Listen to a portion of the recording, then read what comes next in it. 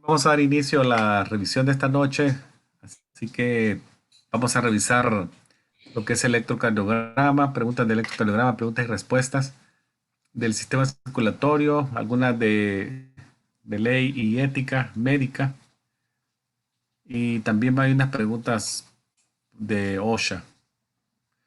Son del material que está incluido en la guía de estudio de la ANCA, así que son preguntas orientadas al material que hemos visto en las pasadas 3 semanas. Acá les dejo esta diapositiva, recordándoles siempre que estos cursos se ofrecen de maneras mensuales a través del portal de la APSI, ahí están los contactos. También les quería recordar que una vez ustedes obtengan su certificado de la ANCA, cada 2 años se vence, no hay que dejarlo vencer. Siempre es bueno ir haciendo unidades de créditos educativos que se utilizan para que el certificado se renueve ya cuando lleguen los 2 años. Así que siempre hay que mantener eso en mente. Una vez se obtenga esto, no hay que dejarlo vencer, sino que estar siempre pendiente de que antes de que eso llegue, ya tenerlo con las unidades listas, que son 10 unidades que se necesitan de créditos educativos. Bueno, vamos a empezar con esta primera pregunta que es acerca de la presencia de un sonido normal, el murmur, que en español sería el soplo. La presencia de un soplo que es un sonido abnormal, ¿qué puede indicarnos? La número 3. La 3. La, la número 3, sí.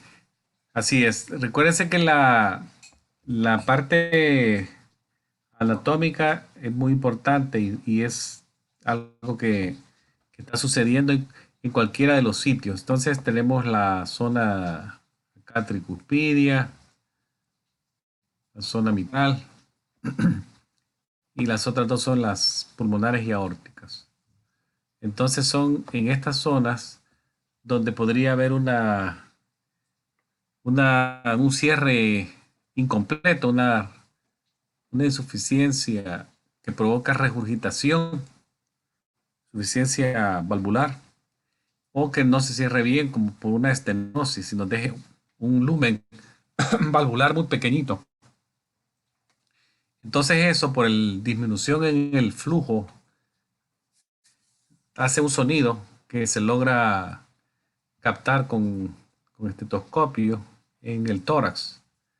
Entonces, el soplo es un sonido normal que indica enfermedad valvular del corazón.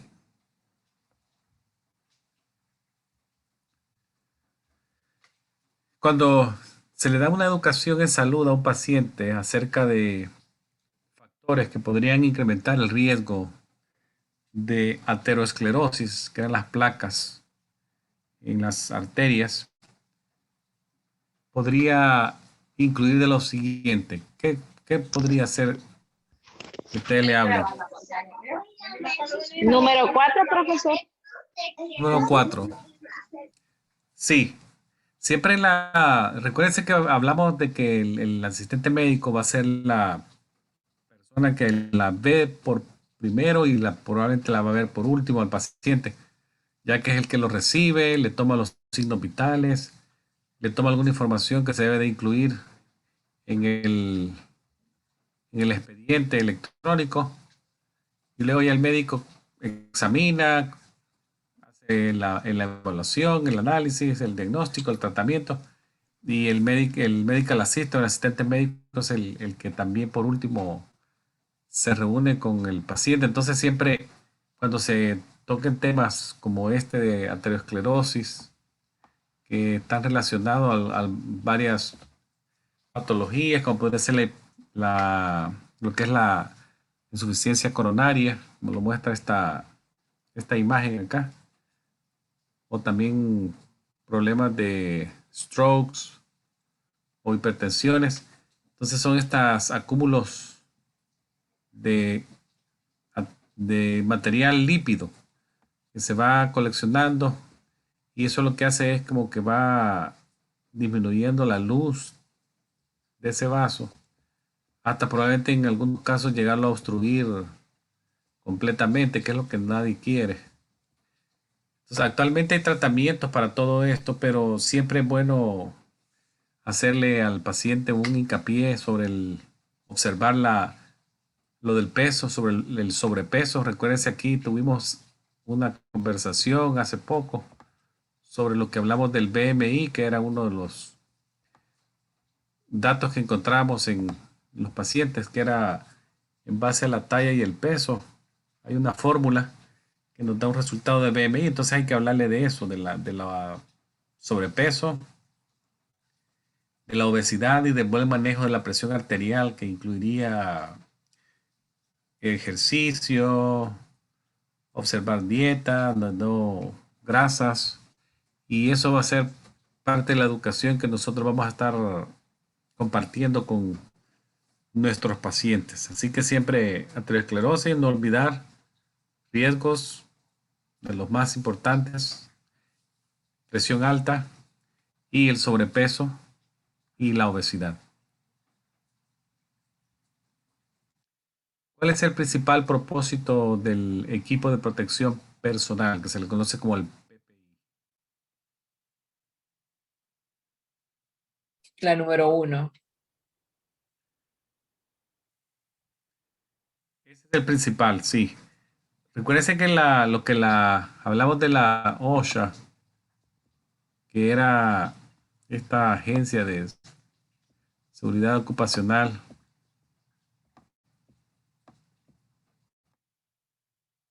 era sobre lograr que nuestro lugar de trabajo sea seguro. Y al decir seguro es prevenir lesiones graves, leves y graves, y en el peor de los casos evitar la muerte.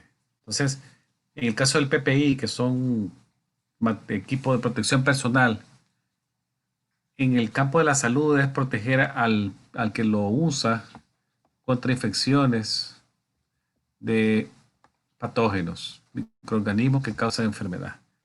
Entonces ahí tenemos, dependiendo del grado que se espera encontrar de contaminación, así es el grado de protección que se ocupa. O sea, no vale la pena ponerse demasiado para algo poco o ponerse muy poco para algo que es bastante posibilidad de contagio. Entonces, así se debe de poner el PPI. En el caso de la imagen que tenemos acá a la derecha, tenemos que tener la protección facial, que serían los goggles. Algunas veces es necesario también usar como un face shield que llegue por lo menos a la altura del mentón o un poquito por abajo del mentón. El gown, el cubre cabeza, el gorrito. El gown podría ser un convencional amarillo, celeste, o hay algunos que también protegen contra, que son herméticos al agua. Muchas veces algunas personas hasta visten por abajo de estos un apron. El apron es así como un gabachón más abierto, un poquito más abierto, que también se puede usar, como va por abajo y da protección. Algunas veces estos aprons son como protección contra el agua y llegan hasta más o menos a la altura por abajo de la rodilla. Así el apron. Luego por arriba se puede poner el apron, el gown, el uso de guantes y luego también los pantalones pueden ser también protectores de agua y las zapateras también pueden ser a prueba de agua. Entonces se puede hacer un equipo muy especial y un equipo bastante liviano si lo que se va a esperar que suceda no sea tan grande. Entonces, va acorde al riesgo, así que no olviden. Pero es formar una barrera entre mi persona y la potencial contaminación. Ok, cuando hablamos de fiebre, ¿cómo identifica usted esta fiebre? Recuérdense que les dije que se aprendan las imágenes y los conceptos. ¿Qué tipo de fiebre es esta que vemos ahí?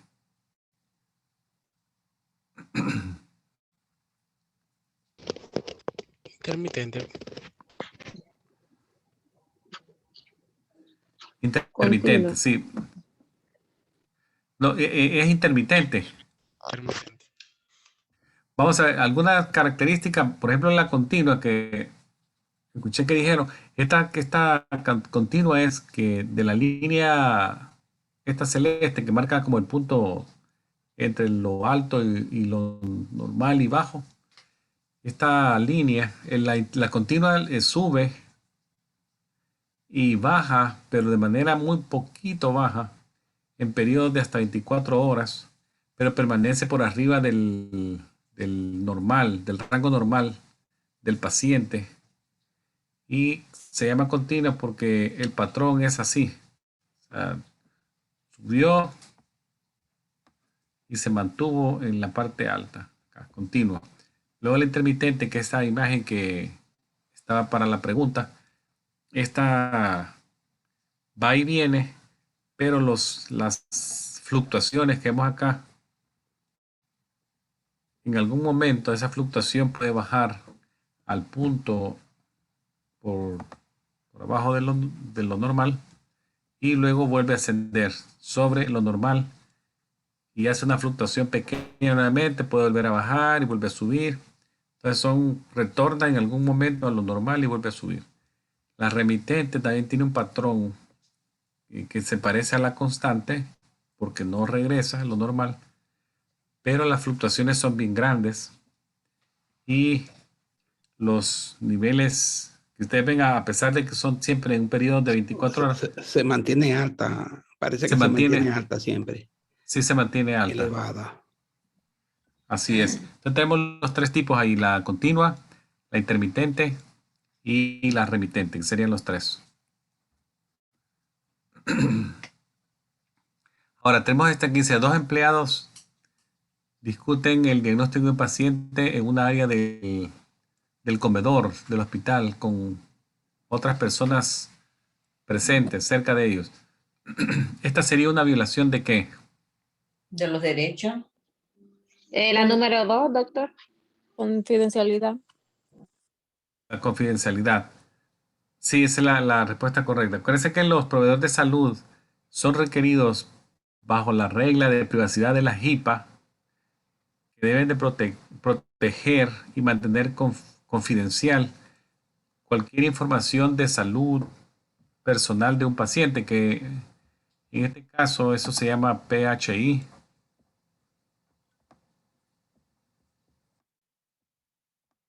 Entonces ese PHI es lo que nosotros debemos de proteger. Es la información personal del paciente, PHI. Bajo la ley de la HIPAA eso es lo que se protege y se mantiene confidencial. Y para eso se ponen límites y condiciones de cómo se puede hacer uso y liberar información sin la autorización del paciente, porque se podría hacer.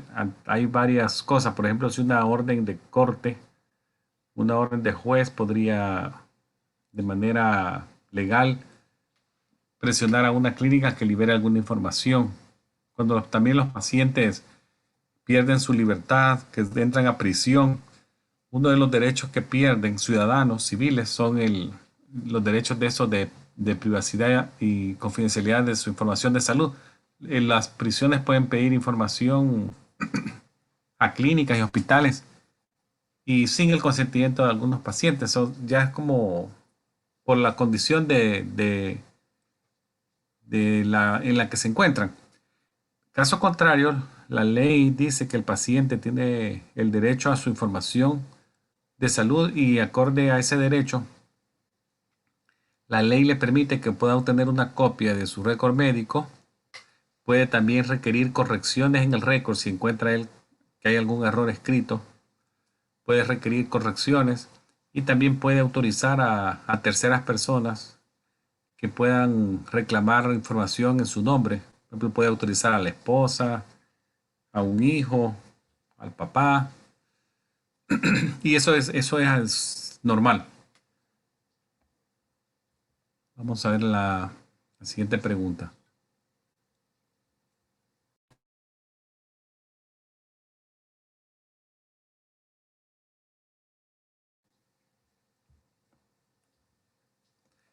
Veamos este caso acá que dice,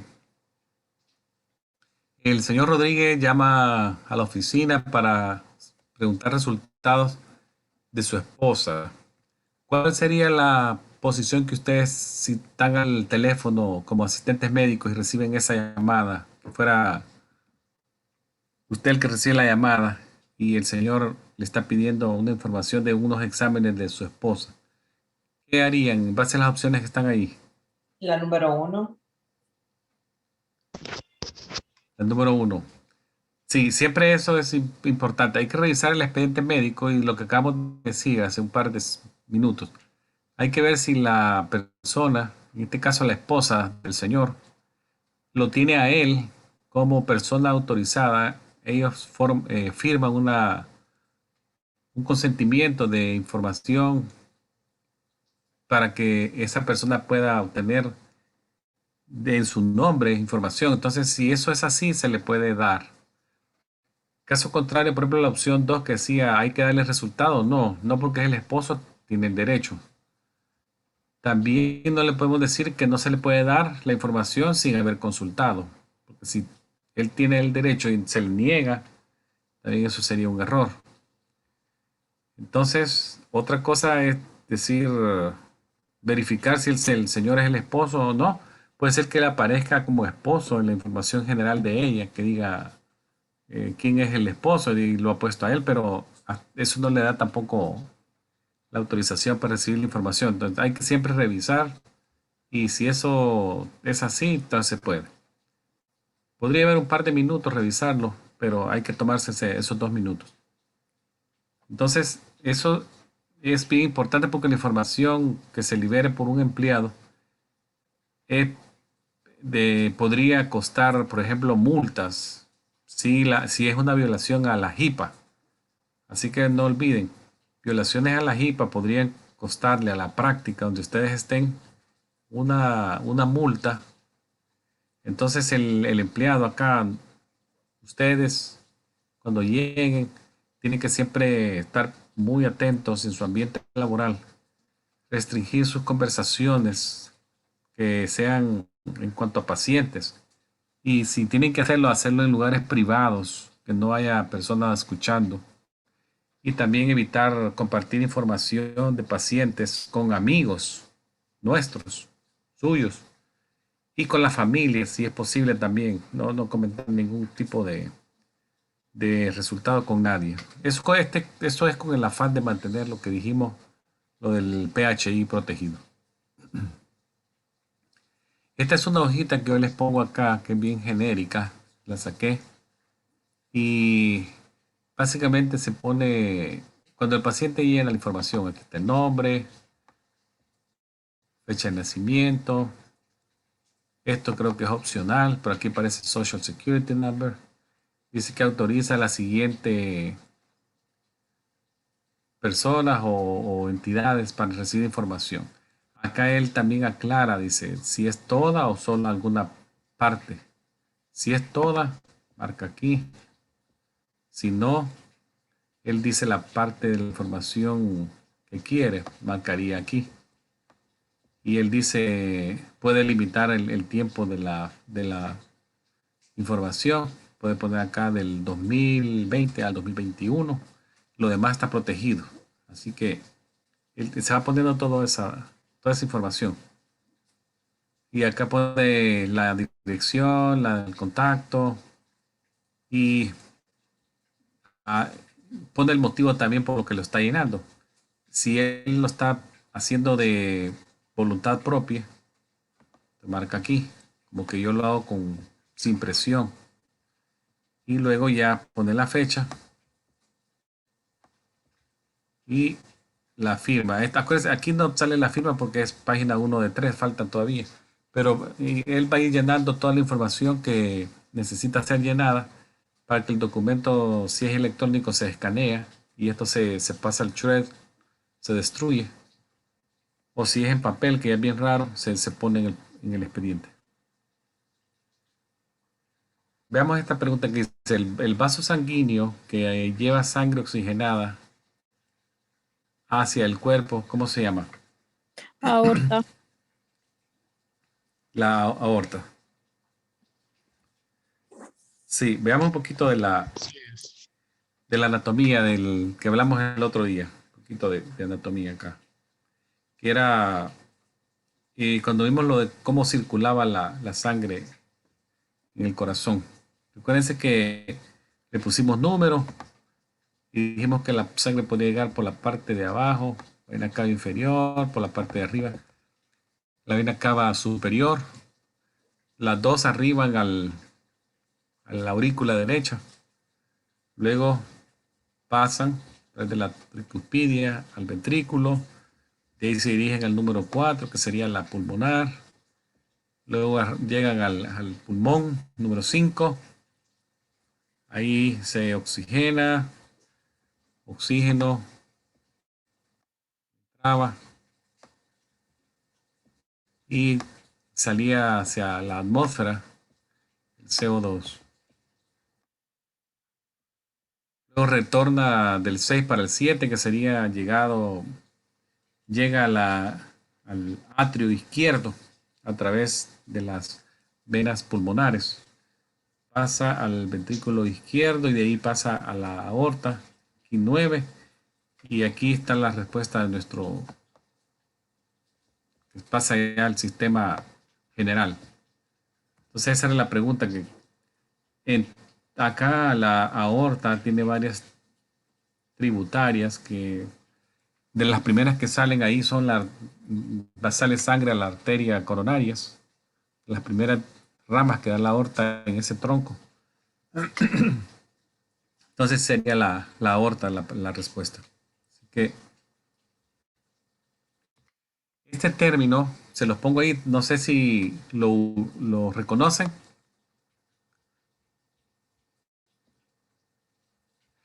Se los pongo porque podría ser preguntado porque tiene un valor en lo que es la parte de ley y de la ley médica, médica. Aquí este es un término, una palabra que significa que las cosas hablan por sí mismas. Entonces, aplica en qué situación cuando alguien dice las cosas hablan por sí mismas. Res ipsa loquitur. Mala práctica. En mala práctica, sí. Recuerden que la mala práctica es una negligencia, que es un causar daño sin intención, pero cuando ya la negligencia sucede en una persona profesional con licencia para practicar, puede ser un médico, una enfermera, un physician assistant o un nurse practitioner, entonces ya se convierte en esta mala praxis. Muchas de estas profesiones requieren que los profesionales tengan seguro de mala praxis, porque de darse el caso, muchas veces las demandas son bien grandes y la persona tiene que estar protegida por una demanda, por un caso de mala praxis. Entonces, lo que ven acá, yo le puse esta es una tomografía. Entonces, lo que se está viendo ahí es que esta parte que está acá es una esponja que se dejó después de una cirugía. Entonces, el término acá aplica a la mala praxis médica, en donde algo es obvio que fue mal, en este caso en la cirugía. O sea, solo ver una esponja en esa área, usted le puede aplicar el término, las cosas hablan por sí mismas. O sea, no hay que explicar mucho ahí. Que aparezca una pinza intraabdominal, que se deja una torunda, una gasa, un campo operatorio, una esponja, todo eso aquí aplica las cosas hablan por sí mismas. Y a muchos casos de mala praxis también, como ustedes sabrán, no son cosas que se lleven a cabo bien rápido, son procesos largos, porque hay que probarlo, cómo pasó, todo eso, pero sí se logran demostrar, en muchos casos se logran demostrar con evidencia como imágenes acá o fotografías.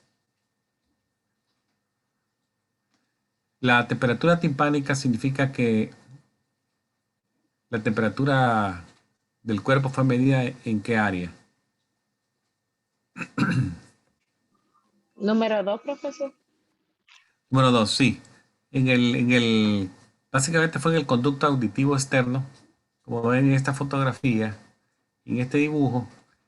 Entonces, esta toma de temperatura es bastante eficiente en caso, por ejemplo, de personas que están agitadas, con estados confusional, que están agitados, confusos, niños irritados, muy irritables, porque es bien rápida, se toma segundos, solamente se coloca la extensión del termómetro acá, en la entrada del conducto auditivo externo y se hace la medida en cuestión de 2 segundos, 3 segundos, y se logra un dato bastante exacto porque casi es un reflejo.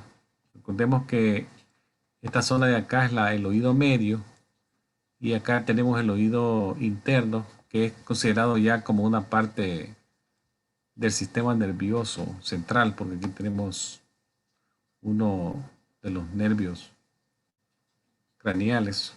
Acá tenemos la parte vestíbulo y cóclea, que es la audición y el equilibrio. Entonces, esa zona refleja muy bien la temperatura corporal. Entonces es bien exacto, en la medición ahí es bien exacta. Hagamos un poquito de memoria sobre el acrónimo que usamos para recordar las acciones que se toman cuando se usa un extinguidor. Reis, el número 1. Número 1. Vamos a ver. Voy a ponerlo acá. Raise. Y usted me quiere ir diciendo cada letra que es.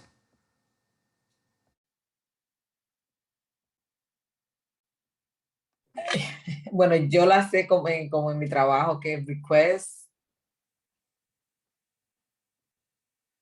¿Cuál era?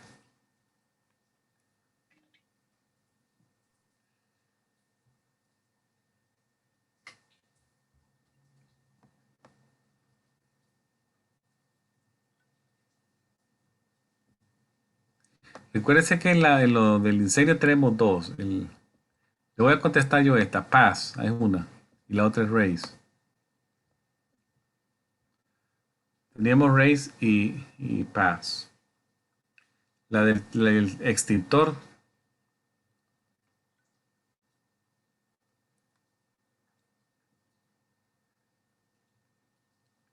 Para recordarnos. Hay dos. Se las voy a pasar la siguiente para que vean. Raise la utilizamos cuando el incendio no es en el edificio o en la zona donde estamos, pero no es tan inmediato nosotros. Entonces, en caso de fuego, pero no inmediato. Entonces, acá podemos usar la acrónimo RAISE, que era, esta R era rescatar a personas en nuestro entorno inmediato que necesiten ayuda. Como, acuérdense que dijimos, por ejemplo, un adulto mayor con dificultad para caminar, que use silla de ruedas, que use muletas, bastones, caminan lento, hay que ayudarlos. Señoras con niños pequeños o en brazos. Luego lo de sonar la alarma, podría ser sonar la alarma de manera física, que jale yo la alarma de esa cajita roja que se encuentra en los edificios, o que yo dé el grito de alarma, que diga fuego, fuego. Es una forma audible de que se está haciendo a las demás personas que pueden estar en el teléfono o escuchando música. Ya eso más o menos despierta a la gente y ya se moviliza el grupo. Luego tenemos la parte C, que es contener, Y era acá donde yo les decía que las puertas de incendio ahora se ven mucho en los edificios. Entonces lo que hace es una detención física del avance del fuego. Probablemente no lo va a parar. Parar fuego a veces es difícil en edificios que son de madera y todo ese material, sheetrock, todo eso es bien inflamable, algunos. Entonces lo que hacemos acá es básicamente es detener un tiempo el avance para que la gente que estaba acá rescatándose termine de salir. Básicamente es como ganándoles minutos al fuego para terminar de rescatar. Y luego viene la parte de evacuar, que ya es salir del edificio. Y allí podemos usar ya lo que es el PAS, que era el P era alar el seguro del extintor. La A era apuntar a la base. La S era apretar, squeeze, el manubrio acá del extintor. Y de esa manera se activa la salida del químico, de cualquier parte, tipo de químico que sea el extintor. Y luego tenemos ya el barrido, que es sweep, que es como movimientos de izquierda a derecha a la base del fuego. Entonces ahí tenemos ya los dos acrónimos que se usan, que no lo olviden. RACE, fuego no inmediato a mí, inicio la evacuación, alarma. Y luego lo que es el PAS, ya fuego más cercano a mí y trato de pararlo con el extintor. Entonces esas son las dos. Veamos esta que dice la capa más superficial del corazón que está compuesta de epitelio, de tejido epitelial escamoso simple sobre tejido conectivo, ¿cómo se le llama? Pericardio.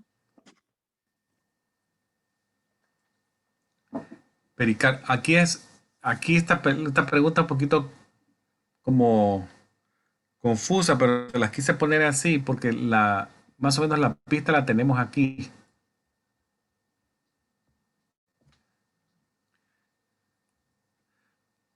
Aquí lo que nos da la pista es el tejido epitelial escamoso simple.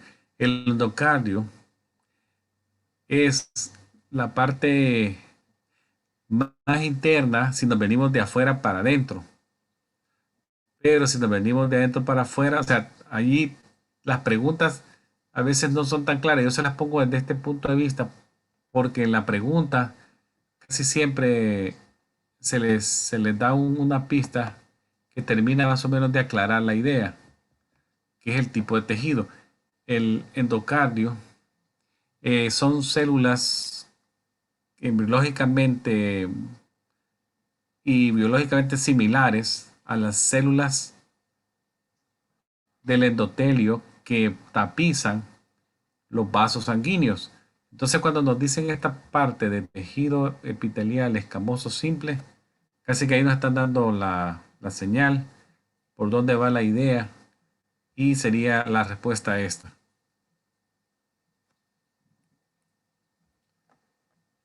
Ahora, otra pregunta de posición de electrodos.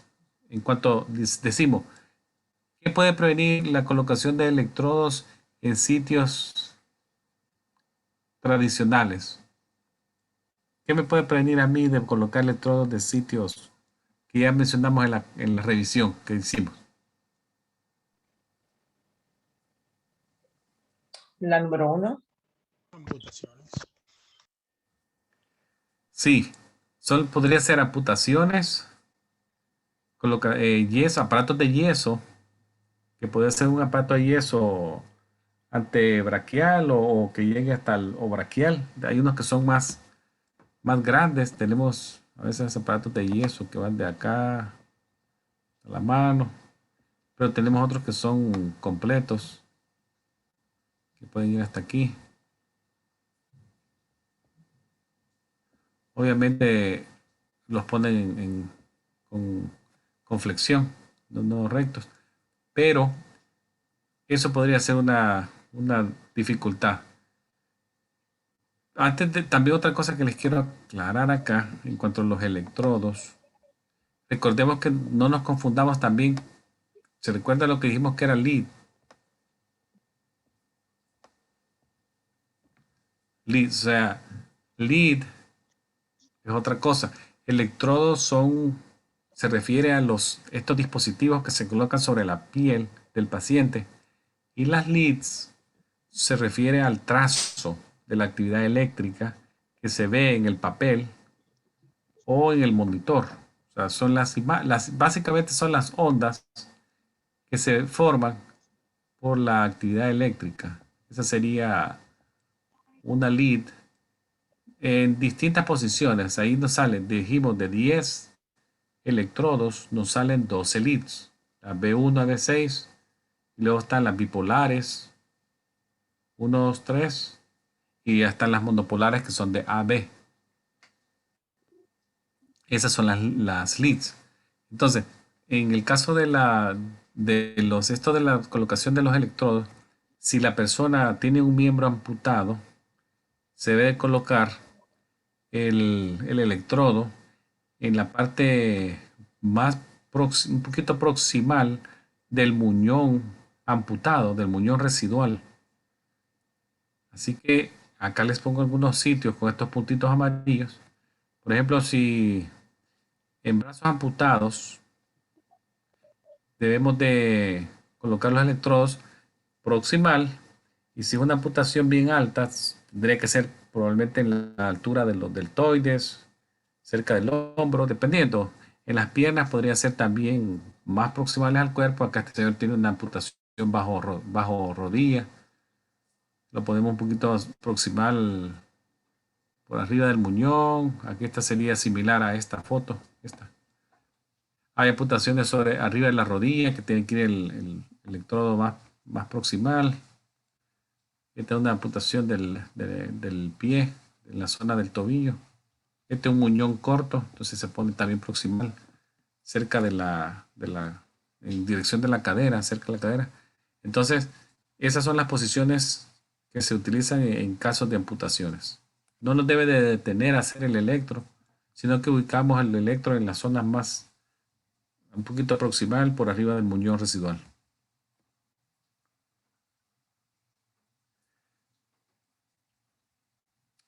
Dice aquí, cuando no se observan anormalidades durante un electrocardiograma de reposo, el médico podría ordenar un electrocardiograma de ejercicio.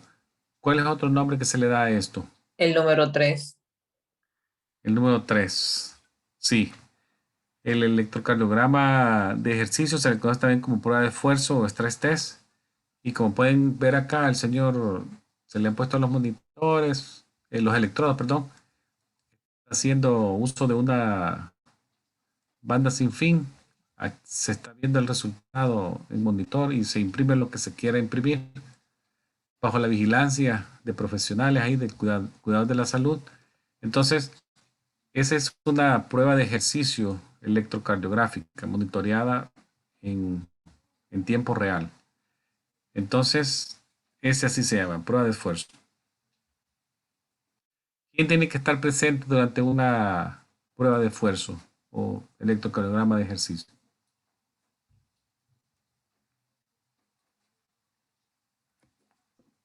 Me imagino que el número 1 o el número 4. ¿El técnico o el asistente médico? Yo diría que el 3, el cardiólogo. No Sí. necesariamente siempre el cardiólogo. Bueno, lo ideal es que sí, podría ser el médico internista, pero lo ideal es que sea el cardiólogo. Porque de acuerdo a la Asociación Americana del Corazón, un profesional médico tiene que estar presente en caso y su ayuda tiene que estar disponible en forma inmediata. ¿Y por qué es esto? Porque la prueba de esfuerzo lo que está haciendo es una evaluación de la respuesta del corazón a ejercicio o a ponerlo en estrés. Básicamente eso Oye, quiere decir, ejercicio de estrés. perdón, pero Entonces, yo no tengo esa suerte porque a mí me lo hacen cada 6 meses y nunca he estado cardiólogo. Siempre he estado en la persona que lo hace, el technician o el medical assistant. Nunca he bueno, estado el cardiólogo. Oh, pero sí, lo ideal es que esté él. Eso Mm, bueno, lo ideal es que esté él. Imagínese que algo imprevisto pasa. Entonces, en lo que mm, se va a llamar o que alguien llega, los minutos ahí son bien relevantes. Entonces, lo que se tiene que tener acá es que una prueba de esfuerzo podría ser terminada por varias razones. Una es que se canse la persona, que se tenga dificultad respiratoria, que haya dolor de pecho o que se aparezcan síntomas como podrían ser mareos, sudoración, estado confusional, todo eso podría pasar. En el caso de que eso sucediera, lo que se pretende es que la persona, en este caso sería el cardiólogo, esté presente. Aquí si ustedes ven, casi siempre no intervienen ellos, están presentes en caso de que algo inusual suceda. La que lo hace y termina probablemente sea una enfermera o un técnico, pero sí es bueno que esté el cardiólogo. ¿Qué signo vital no debe ser tomado si el paciente presenta o se presenta con un dolor de pecho, una precordialgia, dolor de pecho? el número 1. Sí.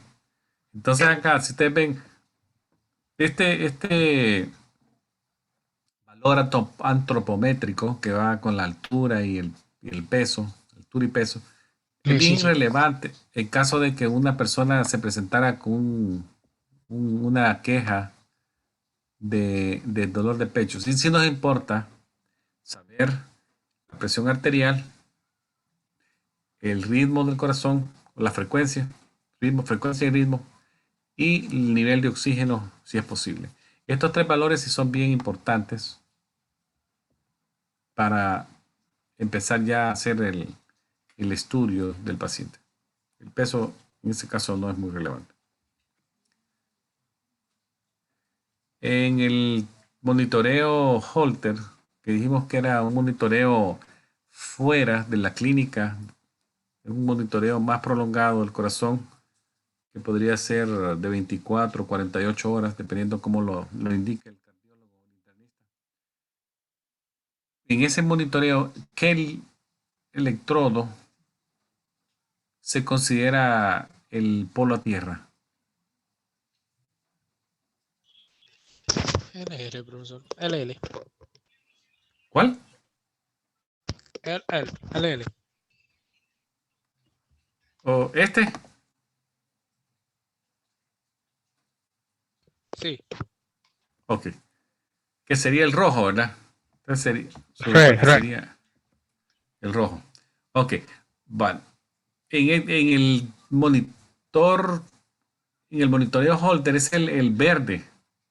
Al igual que el electrocardiograma normal. Recuerden que el electrodo de la pierna derecha, en el electrocardiograma de 10 electrodos o de 12 leads, es el derecho, el color verde. Igual es en el Holter. O sea, el derecho o color verde es que el que se considera acá como el polo tierra. Y no nos va a servir, no, la máquina no lo utiliza para hacer ningún lead, lo deja fuera. Practiquemos un poquito sacando frecuencia cardíaca. Si usamos el método de la secuencia, en este trazo que tengo ahí enfrente, ¿cuánto le sale? Son 6 cuadros grandes, equivalen a cuántos latidos por minuto utilizando la secuencia. Recuerden que teníamos la secuencia, el del 1500 y el de los 6 segundos. En el 1500 me da 50 latidos por minuto. Y el de la secuencia, recuerda que la secuencia era aquel de 300, 150, 100. ¿Cuánto le sale?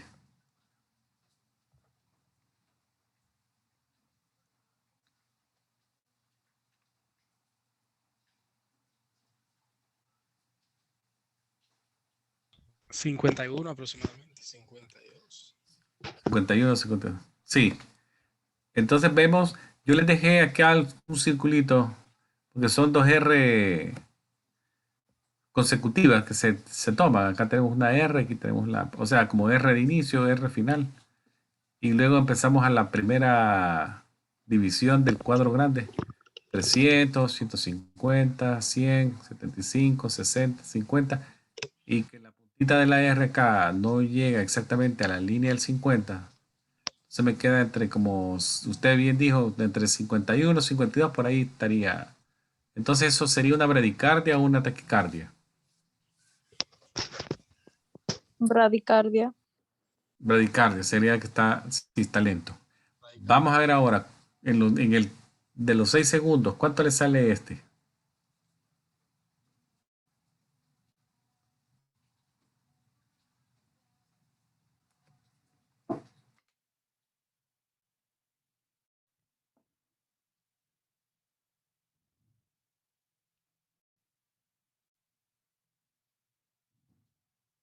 Ciento 148 aproximadamente. El de los 6 segundos. Recuérdense que el de los 6 segundos era que teníamos que multiplicar por 10. ¿Qué multiplicamos por 10?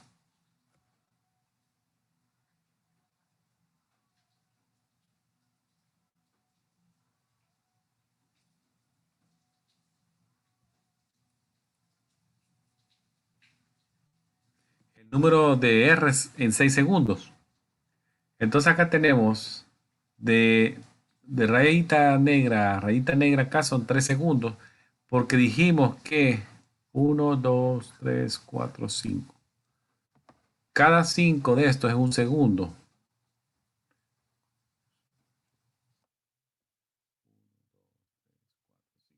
Aquí tenemos de rayita aquí son 3 segundos y de aquí para acá son otros 3, 6 segundos. Entonces lo que nos quede dentro de ese intervalo de 6 segundos, R's, las contamos, acá les puse los números, son 13. Entonces solamente multiplico el número de R's en 6 segundos por 10. Entonces me sale 130. En este caso sería una frecuencia cardíaca por arriba por lo normal diría que es una taquicardia, ¿correcto?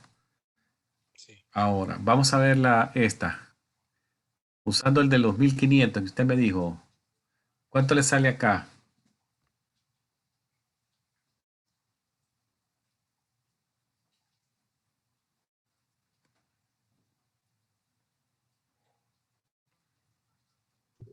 Cuarenta, 42. Entonces, este método, igual, utilizamos siempre el intervalo RR de dos R consecutivas, que acá tomamos esta y esta de acá. Entonces contamos los cuadros pequeños, que aquí sería, aquí hay 1, 2, 3, 4, 7 conté yo. Entonces serían 7 por 5, 35, pero si ustedes ven se pasa un poquito más la R del último bloque del 7 y más o menos agarraría como unos 2, así calculadito. Entonces sí me salen 40, como usted dijo, como 40, sale 1500 entre 37. Cuadro pequeño sería 40, una bradicardia. Así es.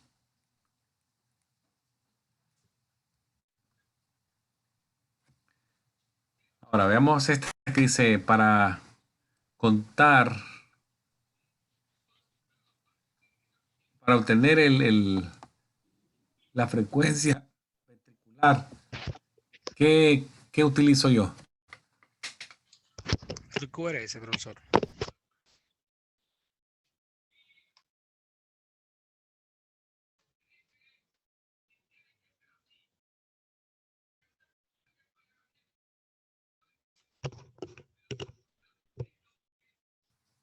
Perdón que me había quedado sin sonido. Entonces, recuerden que para encontrar un ritmo ventricular, siempre necesitamos un punto de inicio y un punto final, porque lo que usted me dice, el QRS sí es correcto, Pero en este caso del QRS vamos a obtener lo que nos interesa un poquito es ubicar la punta de la R y que sería nuestro inicio. Entonces, en este caso, lo que queremos es el intervalo RR. Sí es el QRS, el complejo, pero del complejo QRS lo que nos interesa son las puntitas de las R's. Y acá con eso obtenemos ya, en este intervalo que yo lo hice acá, me salen, usando el del 1500, 22 cuadros pequeños, salían 68. También se puede utilizar, pero se utiliza menos, para obtener el ritmo atrial. Podemos ir de P a P. Se puede usar también intervalos PP. Sería acá. Acá. O sea, ¿cuánto hay acá? Se usa menos, pero se puede hacer también. Pero el que se usa de manera tradicional es el intervalo RR. Hagamos este apareo ahí, ese match. Ayúdenme a hacer eso.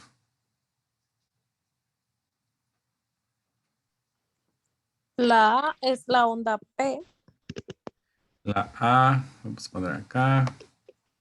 El QRS es lo B y la restante la C. Eso.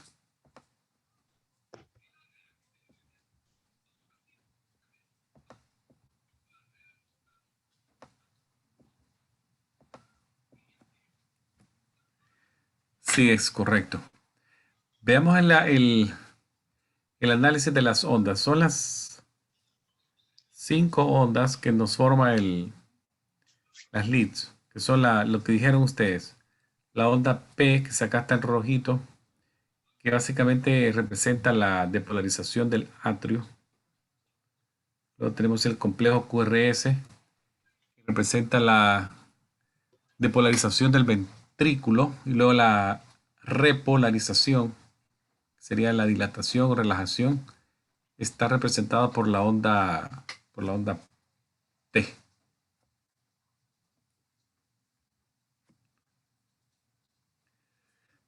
¿Cuál de los siguientes se refiere al periodo en el cual el evento mecánico y eléctrico del corazón es relajación e involucra repolarización?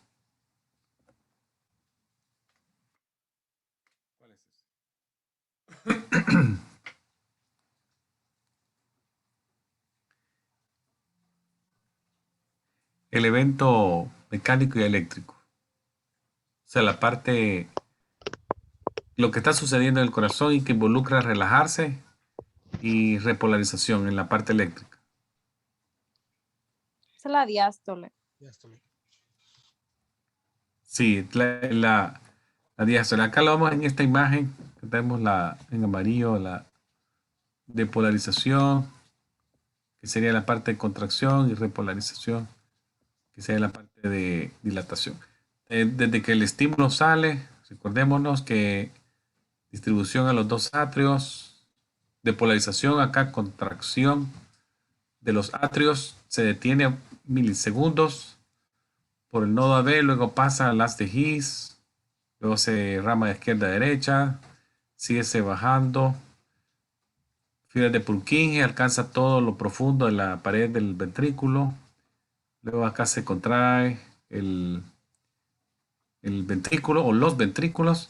Cuando esto no ha pasado todavía, ya se está llenando o repolarizando en la parte superior.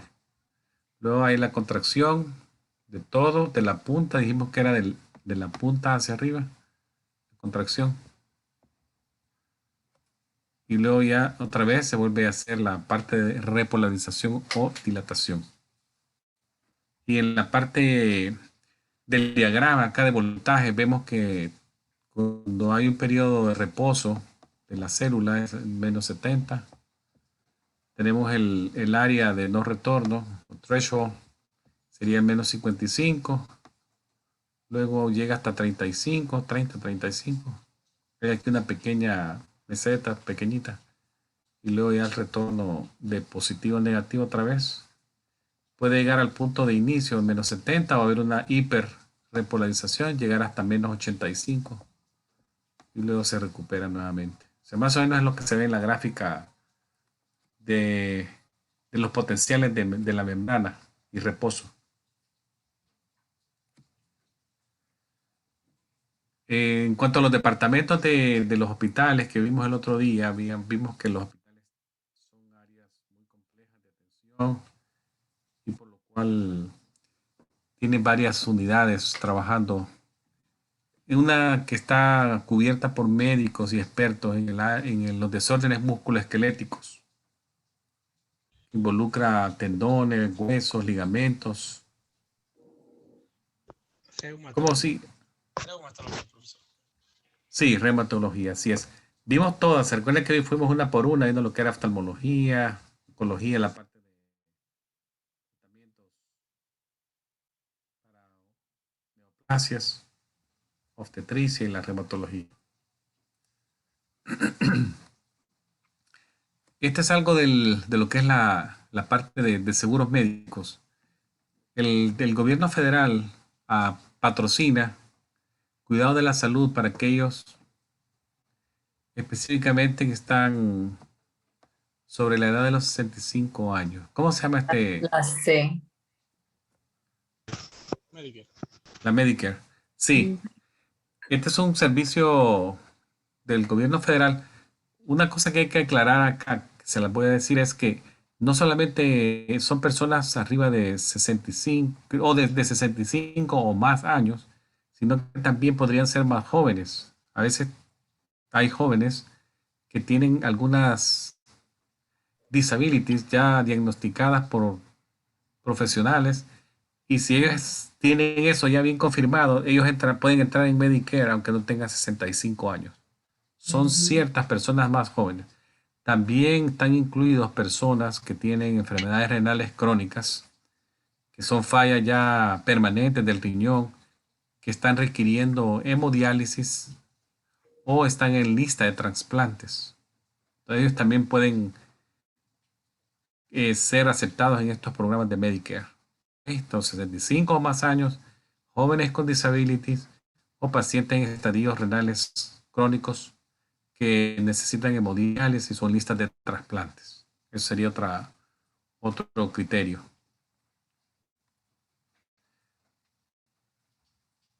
Vamos a hacer esta última pregunta vamos a una pausa. Este dice, esto tiene que ver con lo de HIPAA, para volver a un poquito de lo de HIPAA.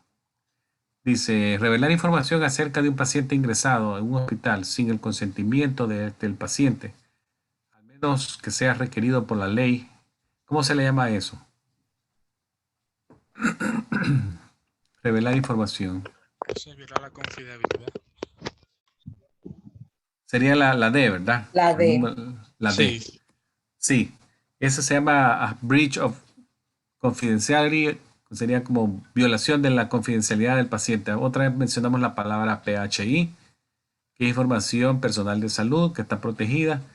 Y aquí hay que hacer mención también que muchas veces cuando se violenta la confidencialidad de los pacientes, no solamente es la parte de diagnóstico que se violenta o tratamiento, sino muchas veces también se violenta información personal que podría ser sujeta a uso inapropiado, como podrían ser para robos de identidad, sacar tarjetas de crédito, sacar seguros médicos, sacar dinero del banco, pedir tarjetas. Y por supuesto acá que también dice poner en aprieto a la persona, ¿no? Como una exposición pública a algo privado. Pero eso sucede mucho en cuanto a la confidencialidad de los pacientes. No solamente el diagnóstico y tratamiento, sino que se exponen a muchas otras cosas. Y eso pasa bueno, aquí estamos hablando del área médica, por supuesto, de la confidencialidad de la información médica, pero puede pasar en cualquier momento que la información personal de alguien sea expuesta y eso ya la pone en riesgo de muchas situaciones, además de la parte médica. Así que hay que tener mucho cuidado con eso. Hacemos una pausa, doctor, para... Sí, cómo no, claro. Regresamos a las 8:15. Ok, está bien.